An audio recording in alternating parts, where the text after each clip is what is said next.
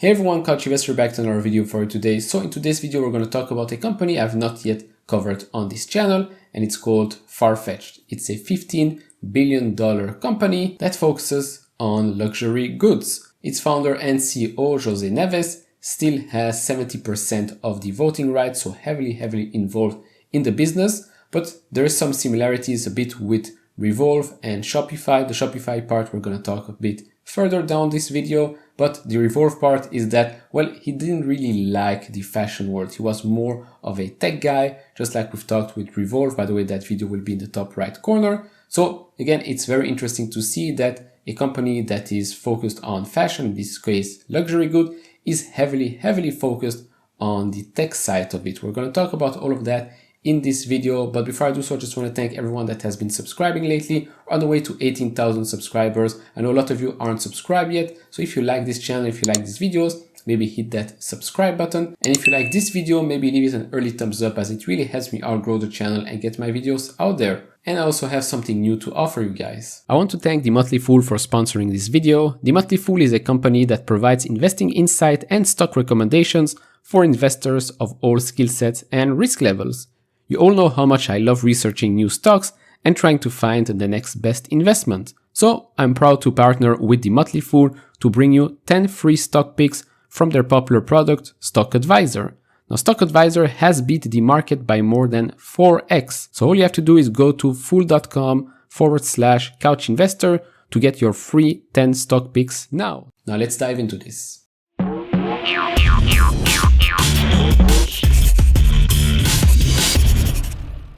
Alright, before I go over the recent earnings report, let's talk a bit about the growth numbers for the luxury market. So from 2020 to 2028, it will grow at a CAGR of 5.20%. Last year market was worth $87.2 billion. By 2028, it's expected to be worth $120.5 billion, which is very big, especially if you look at Farfetch numbers right now, which can be found on my free earnings Substack. Link will be down in the description. So Q2 2021 revenue increased 43% year over year to $523 million, beating estimates of $495.11 million. So you see that huge number for 2028. This is not even $1 billion in revenue, but they're still growing at 40% year over year, even after the pandemic effect. Now the Q2 earnings per share were negative 17 cents, beating estimates of 40 cents. So yes, they're not profitable yet.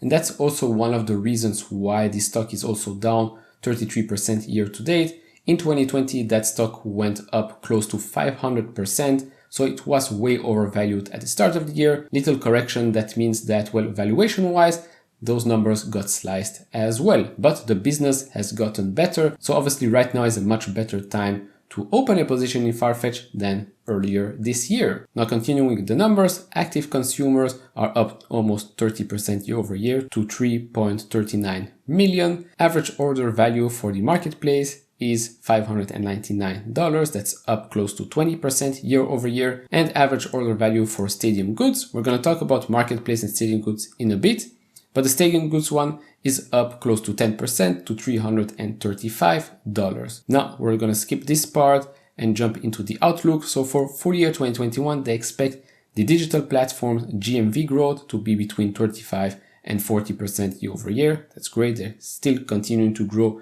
at this pace. Adjusted EBITDA margin of positive 1% to 2%. And then for next quarter, they expect digital platform GMV growth for approximately 30% growth year over year, and brand platform GMV growth of approximately 45% year over year growth. So by no means is this stock cheap, but they are performing very well. They're executing quite nicely, and they're expecting to grow even further next quarter and for the full year. So there's really no slowing down in sight. Now we're going to discuss a bit about their marketplace, the digital solution, the store of the future, and all that, because that's a very interesting part, especially if you can link it to the metaverse. You all know I love that. So first up, let's talk about the marketplace. So the Farfetch Marketplace currently connects customers in 190 countries with merchandise offer in over 50 countries. The marketplace objective is to offer customers access to over 3,500 brands from over 1,300 luxury sellers. The marketplace works as a first and third party model. So obviously first party,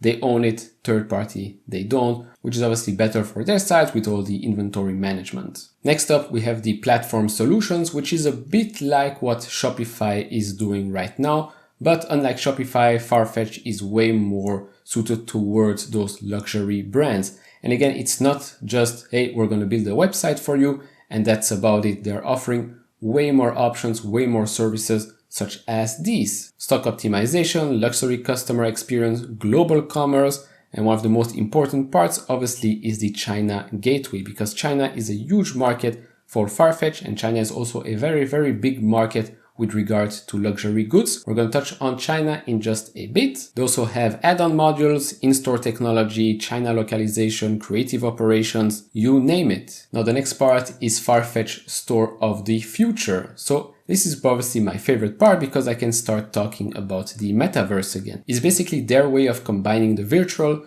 to the physical world. In luxury, in-store shopping is still very, very, very popular. So how do you mix that with tech? Well, here comes the Store of the Future. They basically bring the online tailored for you experience in store. Digital mirrors to manage your selection and orders. You can customize actually some products as well. And once you're done, you can digitally pay for it and it will be delivered to you at your house or just on your way out from the store.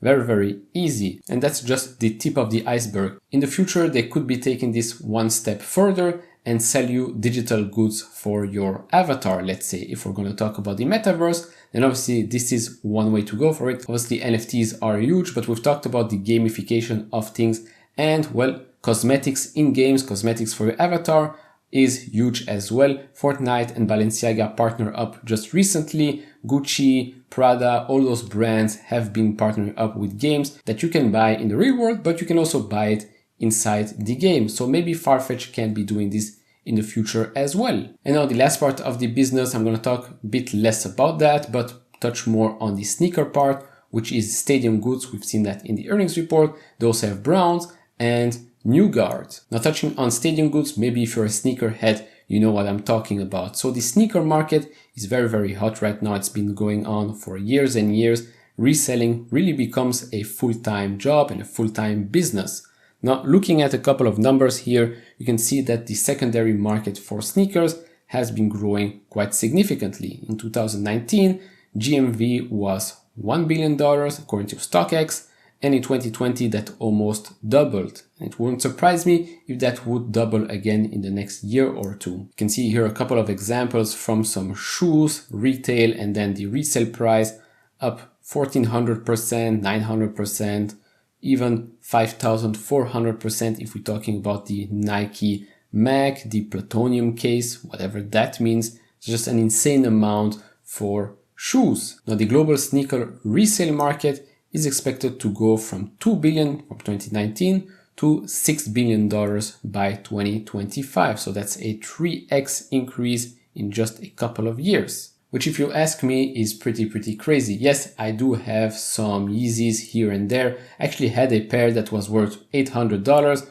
The moment I found out it was worth $800, I just sold that because why would I need shoes that are worth $800? To me, it makes no sense. But then again, I collect Pokemon cards that are worth thousands of dollars. So hey, everybody has his own side job. Now, let's jump into the China part of this video because again, China is a huge part of their business and is going to be a huge part of the future as well. Because by 2025, 40% of the total luxury sales will be done by Chinese customers, which is completely crazy, and it wouldn't surprise me if it goes to 45 or even close to 50%. Because most of you probably know what's been happening in China and what the Chinese government wants to do. They want, obviously, the middle class to become the biggest class out there. They want the lower class to become the middle class.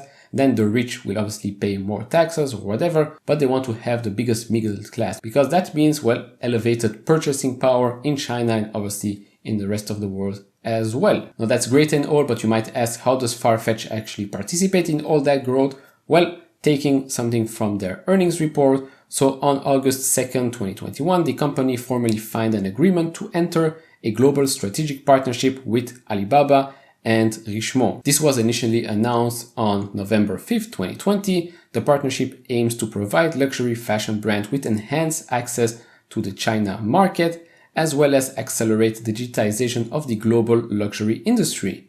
As part of the global partnership, Alibaba and Richemont invested $500 million, $250 million each in Farfetch China, taking a combined 25% stake in Farfetch China Holdings and its subsidiaries, the group through which Farfetch Marketplace operations in China region are conducted. Richemont, by the way, is a luxury good holding company which has brands such as Montblanc, Piaget, Cartier, IWC, Ralph Lauren, and Yux Net-a-Porter, or Net-a-Porter, I don't really know how to pronounce that, but that's also one of their main competitors. Now, before I end this video, because I could really go on and on, if you want to know way more about the company, if you want to do a deep dive on the company, I highly suggest you go read the Global Investors Deep Dive on Farfetch. Link will be down in the description. It's on their Substack. So if you want to know way more about the company and the founder and the management, I highly suggest you go read that. Link will be down in the description below. All right, so to conclude, to me, Farfetch is a great company, founder-led, great management,